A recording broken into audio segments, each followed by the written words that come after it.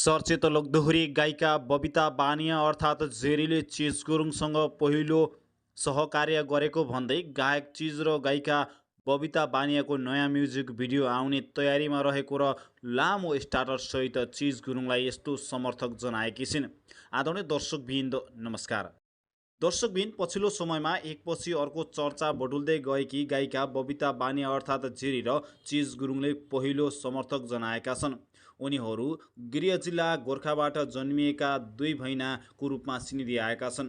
बबिता बानियालाई हरेक सपोर्टमा लागिरहेका हुन्छन् गायक चिज गुरुङ। आज हामी यसै विषयमा चर्चा गर्नेछौँ। भिडियो अन्तिमसम्म हेरेर हामीलाई साथ दिनुहोला।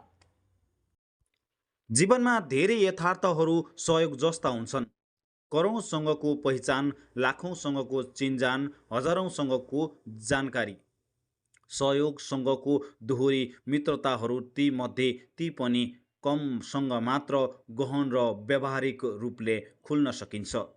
मेरो जीवनमा यात्रामा यस्तै एक व्यक्ति जो हाम्रो परिवार सदस्य, सहर पनि, भूगोलले पनि हामी दिदीभाइलाई नै ऐतिहासिक जिल्ला गोर्खामा जन्मिएको सङ्गीत कर्ममा पनि भाइको र मेरो एल्बम पहिलो पाइलासँगै मेरो रचनामा रहेको गीत वटा यात्रा सुरु विदेशमा पहिलो कार्यक्रम पनि विदेशमाको सँगै गोर्खा सेवा समाज कतारको कार्यक्रममा म दुःख सुख हुँदा सुरुमा चिजकै आगमन चिजलाई केही पर्दा हामी यसरी नै विविध क्रममा जोडिएका हुन्छौँ। जोडिँदै जाने क्रममा हामी दिदी भाइको यसपालि पहिलो तीज गीत रेकर्डिङ सम्पन्न भएको छ।